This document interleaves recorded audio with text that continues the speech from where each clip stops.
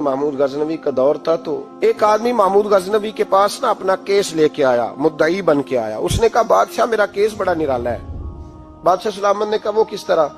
कहने लगा ये मेरे पास एक थैली है, मैं ना सफर पे जाने लगा तो ये थैली पूरी हीरों की भरी हुई। फलां इलाके के जो काजी साहब है ना, मैं जाती दफा मैं कहीं सफर पे जा रहा था तो मैं उनके पास छोड़ गया कि रास्ता लंबा है, कहीं कोई मुझसे छीन ना ले, हीरों की भरी हुई थी। कुछ दिनों के बाद मैं वापस आया हूं, काजी साहब ने मुझे थैली वापस की है तो इसमें हीरों की बजाय खोटे सिक्के निकले।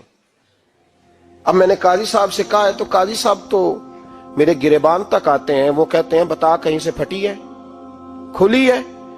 वो जिस तरह टांके लगा के तूने सी थी उसी तरह लगे हुए हैं कि नहीं? तो हुजूर लगे भी बिल्कुल उसी तरह है, ना फटी है ना खुली है। अब मैं लुट गया हूं, मेरी कुल उम्र की कमाई जाया हो गई, खोटे सिक्के कहां और हीरे कहां? तो मेहरबानी करें और आप की बारगाह में अल्लाह रसूल के नाम पर हलफ देता हूं कि मैं हूं बिल्कुल सच्चा।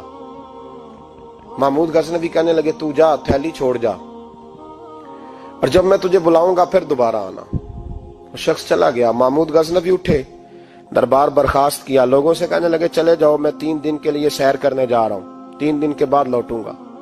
अकेले जब रह गए ना महमूद दरबार में, तो महबूब ने छुरी मंगाई। वो जिस तख्त पे बैठते थे वहां गद्दा बिछा हुआ था, ये गद्दा पड़ा है ना, गद्दा बिछा हुआ था। महमूद ने छुरी के साथ उसको फाड़ डाला और छुरी जेब में रखी निकल गए। कहने लगे मेरे बाद कोई मेरे दरबार वाले इहाते में दाखिल ना हो। महमूद चले गए। अब वो सफाई करने वाला जब आया ना, उसने आके देखा तो गद्दा तो फटा हुआ है।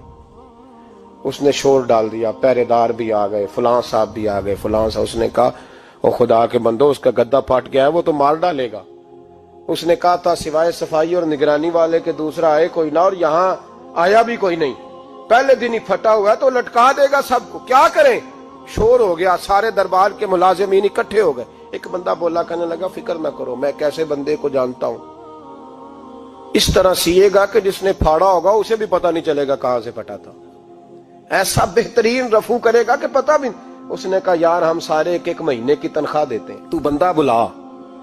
वो बुला लिया उसको, उसका नाम मोहम्मद रफूगर था। वो आया, उसको गद्दा दिखाया, उसका यार इस तरह सीना पता ना चले। उसने कहा फिक्र ही ना करो, मैं बड़ा कारीगर हूं। बड़े बड़े कारीगर लोग नहीं हमारे मुल्क में पाए जाते, कोई निशान छोड़ते हैं पीछे?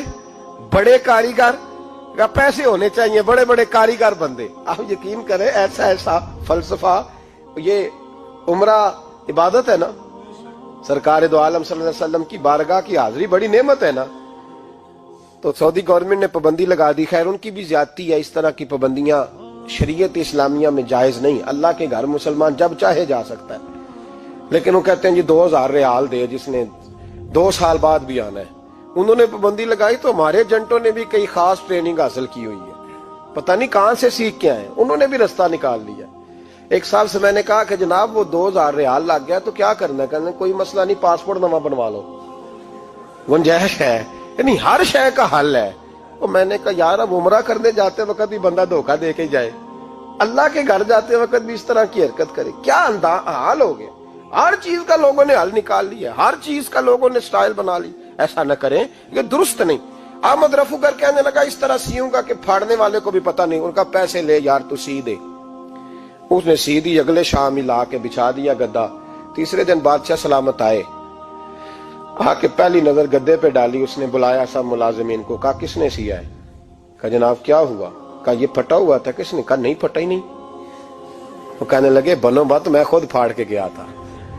तो बताओ सही सिया किसने है?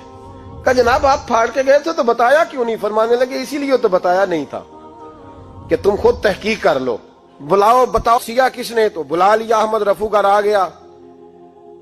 उसको जब बुला के सामने बादशाह खड़ा किया, कहा भाई तूने सिया है? कहने लगा हुजूर आपके सारे मुलाजम इकट्ठे होके आए थे, मेरी गलती कोई नहीं। कहा नहीं यार तू बड़ा कारीगर है, मैंने अपने हाथ से फाड़ा था पर मुझे भी नहीं पता चल रहा कहां से फटा था।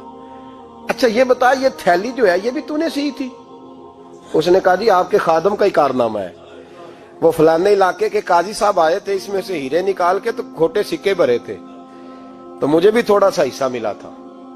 महमूद ने सारे गवाह भी इकट्ठे कर लिए, सबूत भी इकट्ठे कर लिए।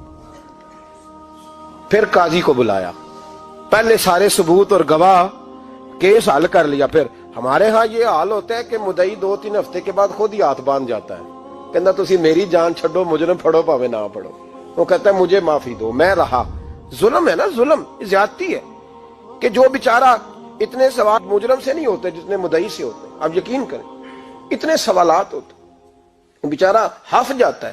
یہ طریقہ درست تو نہیں. ایک لٹ گیا اور دوسرا طرح طرح کے سوالوں کے جواب دیتا پھرے بیچارہ. سارے ثبوت اکٹھے کر کے قاضی صاحب کو بلایا تنہائی میں لے جا کے. محمود غزنوی نے کہا قاضی صاحب آپ سے غلطی ہو گئی، غریب آدمی تھا، وہ لٹ گیا ہے، اس نے تو بڑی مشکل سے کچھ ہیرے جمع کیے تھے اور اس کی کل کائنات تھی، تو آپ اس کا مال اسے دے دیں، بات ختم. قاضی صاحب کہنے لگے آپ مجھ پہ الزام لگا رہے ہیں، سوال ہی نہیں پیدا ہوتا. آپ میری داڑھی دیکھیں، آپ میرا اعزاز دیکھیں، دنیا جانتی ہے میں اس کا. قاضی صاحب انسان بھول ہی جاتا ہے، بندہ بھول جاتا ہے، غلطی ہوگی. مال نے کہا نہیں سبق، کہا میں تنہائی میں پوچھ رہا ہوں، میں اس وقت پوچھ رہا ہوں جب دوسرا موجود کوئی نہیں. آج توبہ کر لے، میں کچھ نہیں کہوں گا، تو میری زبان پہ اعتبار کر، تجھے پتا ہے میں جو کہتا ہوں اس پہ عمل بھی کرتا ہوں، باز آ جا. پر قاضی نے کہا نہیں میری غلطی کوئی نہیں. محمود نے پھر بڑے دربار میں بلا لیا، مجمع عام میں. مہلت کے دنوں میں جو توبہ کر لے وہ بچ جاتے ہیں، لیکن لوگ رسوائیوں کے دنوں میں پھر واپس لوٹتے ہیں اگلا گھر دیکھ کے، پھر حالات اور طرح کے ہو چکے ہوتے ہیں. جب بڑے دربار میں قاضی کو بلایا، بھائی تو مانتا ہے کہ نہیں؟ اس نے کہا نہیں. تو کہا بلاؤ احمد رفوگر کو. جب احمد رفوگر آیا تو بوڑھے قاضی کی ٹانگیں کانپنے لگی، جملے ٹوٹنے لگے، لفظ زمین پر گرنے لگے، بات صحیح نہیں ہوتی، زبان لڑکھڑانے لگی. محمود کہنے لگے قاضی میں نے تجھے کہا تھا وہاں مان جا بات، اب بڑے دربار میں بول. جب قاضی صاحب کی گردن خود بخود جھک گئی تو دنیا سمجھ گئی. کہا نکل جا میرے دربار سے. محمود بولے نکل جا، اتنی تجھے عزت دی، اتنی بڑی تنخواہ دی، قاضی بنایا، اور یہ تھوڑی سی رقم کے لیے، تھوڑی سی رقم کے لیے تو بددیانت ہو گیا، چل چلا جا، نکل. قاضی دربار سے نکلا تو لوگ لعنتیں برسانے لگے. کل جو دکانیں چھوڑ کے سلوٹ کرنے آتے تھے وہ کہنے لگے اس کی عمر دیکھو، اس کے کام دیکھو، دیکھو اس نے کیا کیا. گھر گیا، بچے جن کے لیے پاپ کمایا تھا، جنہاں لی تو پاپ کمائے ہن کتھے نہیں ہو تیرے کر دے. وہ بچے کہنے لگے ابا جی ہم تو سکول مدرسہ جانے کے قابل نہیں رہے، امید تھی کہ بیوی ساتھ دے گی. وہ کہنے لگی میں میکے کیسے جاؤں گی، گلی کی عورتیں طرح طرح کی باتیں بناتی ہیں. او بھائی کامیابیوں کے بڑے سربراہ ہوتے ہیں، کوئی کامیاب ہو جائے تو سارے کہتے ہیں میری سپورٹ سے ہوا ہے. ناکامیاں ہمیشہ یتیم ہوتی ہیں، ناکامیوں کا کوئی سربراہ نہیں ہوتا.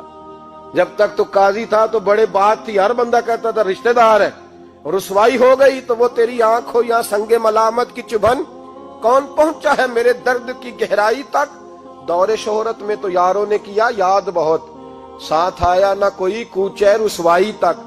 اور میاں صاحب کہنے لگے ساری عمر ہی آٹا گد ہے، میں لکھاں کیتے نہیں پیڑے، اب وقت آیا ہی تے محمد بخشا کوئی نہیں ہوں بیٹھا نیڑے. حالات ہی بدل گئے. قاضی خاموشی سے اندر چلا گیا، اپنی رسوائی سمیٹ کے بستر پہ لیٹا. نہ روٹی کی بھوک لگی، نہ پانی کی پیاس لگی، نہ نیند آئی. ساری رات تڑپتا رہا. سویرے گھر والوں نے دروازہ کھولا تو روح پرواز کر گئی تھی، دنیا چھوڑ گیا. حضرت ابو نور علیہ رحمہ بولے، فرمانے لگے یاد رکھو کبھی بددیانتی نہ کرنا کبھی. یہ تو محمود غزنوی کی عدالت تھی، قیامت میں رب کریم کی عدالت لگے گی. اور فرمایا وہاں تو گواہی دینے والا احمد رفوگر تھا، قیامت میں تو تمہارے اپنے ہاتھ پیر گواہیاں دیں گے، ہمارا اپنا وجود گواہی دے گا. اور فرمایا یہاں تو لعنتیں دنیا دار برساتے تھے، وہاں فرشتے ہوں گے. اور قاضی کو تو موت آ گئی تھی، قیامت میں تو دوبارہ موت بھی کوئی نہیں آئے گی، وہاں تو رہنا ہے اور سہنا ہے. بددیانتی معاشرے میں، اتنی بددیانتی ہر جگہ. اس معاشرے کا بھی کچھ بنے گا جہاں دوائی بھی خالص نہ ملے، جہاں دوائی میں بھی بددیانتی ہو. لوگ اپنے بچے کو آکسفورڈ یونیورسٹی میں پڑھانے کے لیے غریبوں کے بچوں کے رگوں میں جو دوائی اتارے وہ بھی 2 نمبر. اتنا بڑا بھی کو بددیانت معاشرہ ہوتا ہے کہ لوگ یہاں تک دھندا کریں، یہاں تک کہ لوگ لوگوں کی زندگیوں سے کھیل جائیں اور ہمیں احساس تک نہ ہو کہ کوئی مر جائے گا، کوئی ڈوب جائے گا، کیا بنے گا. اور جس نے وہ رجسٹر کی دوائی کی، اس نے 2-4 لاکھ روپیہ لیا اور اس نے یہ نہیں سوچا کتنے انسان میری وجہ سے مریں گے.